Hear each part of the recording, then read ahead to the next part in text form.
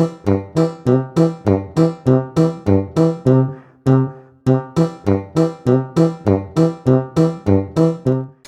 გვაქვს ჩემოლადო მონიშნული და უცებ გავიაროთ, ესეც მე მგონი საინტერესო უნდა იყოს წესით.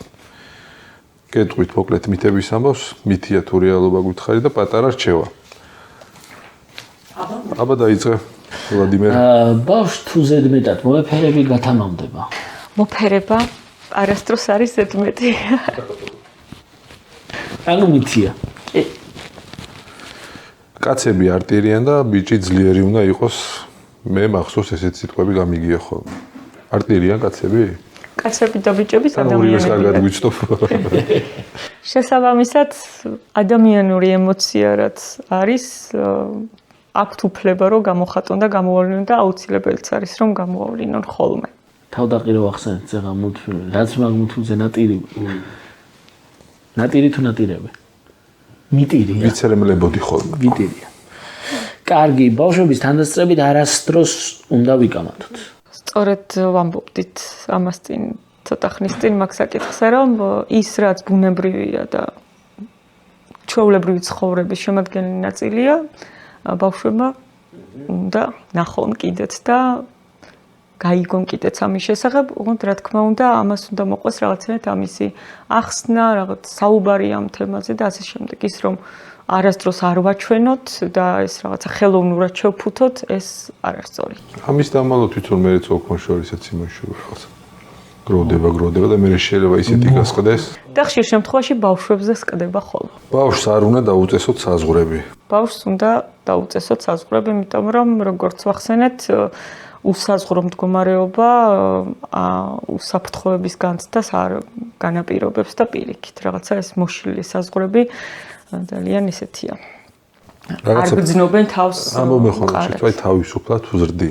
თუმცა საზღვრები საჭიროა მოკლედ. თავისუფალ აღზრდასაც რაღაცნაირად ეს სჭირდება. კარგი სიტყვა, კალაპოტი ამბობენ ხოლმე. წარმოიდგინე ბრძოლა წესების გარეშე ხო არსებობს? იმ ბრძოლასაც აქვს წესები.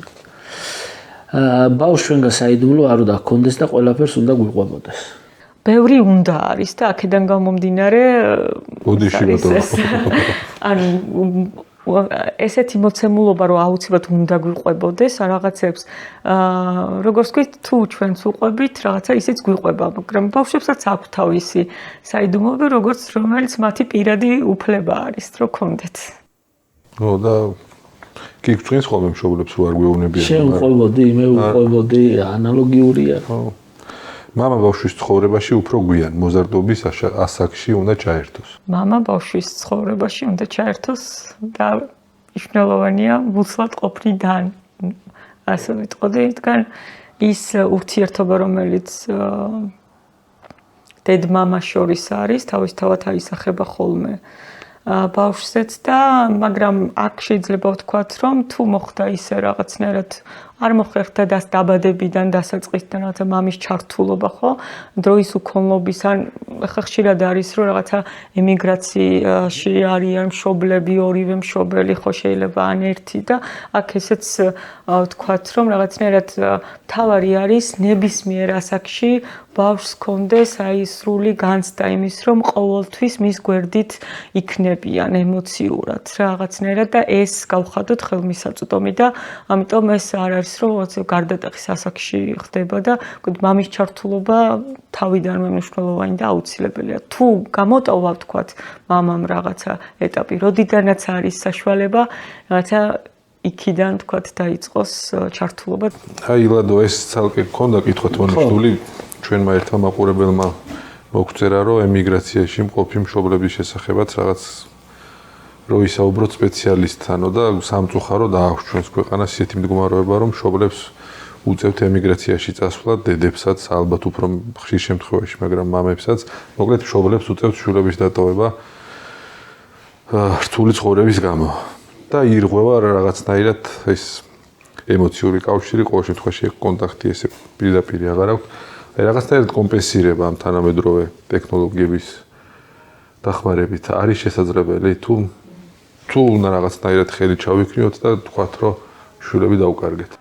როგორი ესეთი თემა არის ძალიან გრძნობიარე ბატონო. და დარწმუნებული ვარ ზუსტად დანაშაულის გრძნობაზე და შეცდომაზე როცა საუბრობთ აქვე რაღაცნაირად ეს განცდა არის რომ უმეტესად ალბათ ამ ადამიანებს აქვთ ეს განცდა ვინცაც მოუწია რაღაცნაირად შვილების დატოვება და ასე ვთქვათ მათგან შორს ყოფნა და აქ შეგვიძლია ვთქვათ რომ ის მთავარი სურვილი და ის ბმა როგორც თქვით ეს ემოციური ბმა რომ უსასრულოა და არც დროსა და სივრცეს არ ექვემდებარება რაღაცნაირად აი ეს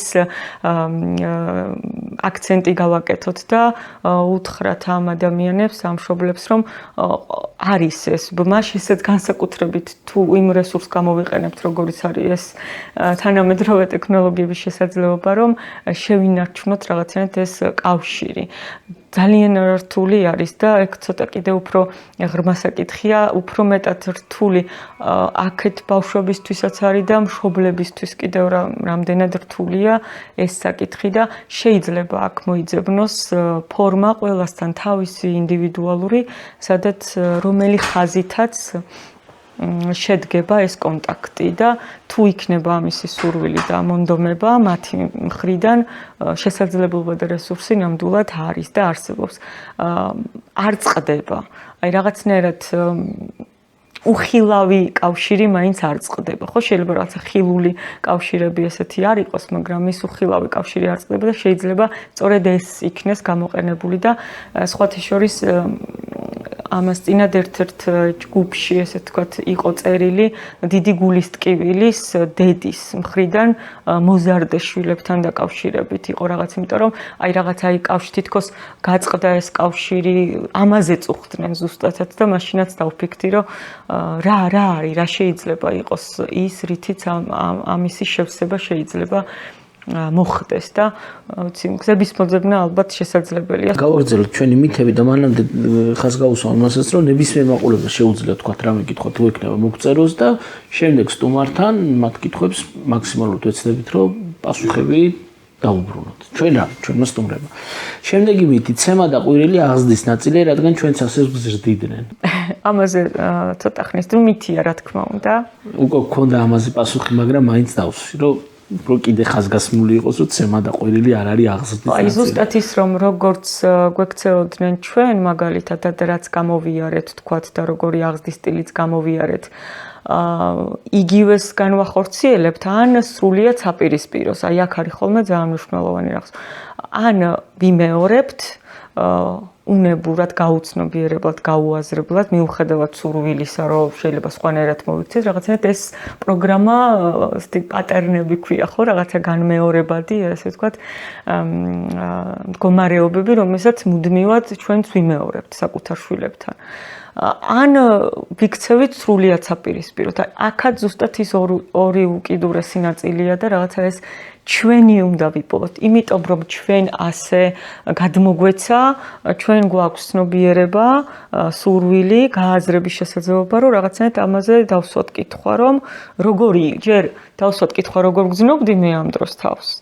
და მე აქედან გამომდინარე, მე მგონი ამ კითხვას რო დავსვათ, აღარ მოგვინდება ზუსტად იგივე განხორციელება. და რაღაცა ჩვენსაც ვიპოვეთ.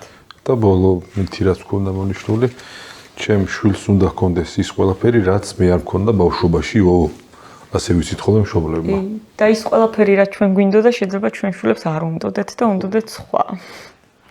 ამიტომ აქაც მე თუ მინდოდა, ანუ გავმიჯნოთ რა არის ჩვენი შვილების სურვილი და ჩვენი სურვილი და ხშირად ამას ეს ძალიან ირევა ხოლმე ერთმანეთში. და რასაც ვაკეთებთ ანუ გვაქვს განცდა რომ აი ეს ამიტომ გავაკეთეთ რომ აი მე ეს მინდოდა და იმისთვისაც კარგია. მაგრამ შეიძლება აღმოჩნდეს რომ მას საერთოდ არ ქონია სურვილი. ამიტომ იქვე აი რაღაცნაირად რომ შევაჯამოთ ესე ვთქვათ ეს თემა პირველი რაც ძალიან მნიშვნელოვანი მოსმენა უბრალოდ მოусმინოთ, აი ყოველ ეტაპზე შეიძლება ამის გამოყენება მშობელისა და შვილის ურთიერთობაში. მოусმინოთ, რასაც მოვისმენთ, რაღაცნაირად მე აქ ჩავეკითხოთ მისთვის რა არის მნიშვნელოვანი, რაღაცა როგორ იგრძნო თავი და ასე შემდეგ და რაღაცა გულწრფელად დავინტერესდეთ. იმ ინტერესით კი არა რომ რაღაცა ის ჩვენი ინტერესის რო ვიკმაყოფილებთ ეგ ნაწილი არის მაგაში, მაგრამ რაღაცა უფრო იმითი დავინტერესდეს რომ გავიგოთ მისი. გავიგოთ და რაღაცნაირად მე ერთად და ერთობლივად ვიპოვოთ ხოლმე გზები და შესაძლებლობები ყველაფერთან ერთად და ბოლოს შემიძლია ვთქვა რომ მშობლები არიან მნიშვნელოვანი ადამიანები მადლიერების განცდა ჩვენგან, ჩვენ მშობლებს და ჩვენ შვილებსაც ჩვენგან მადლიერება იმისთვის რომ არიან და რაღაცნაირად მივიღოთ ისინი ისეთები როგორიც არიან და ჩვენი თავიც მივიღოთ მშობლები ბად როგორებიც ახლა ვართ.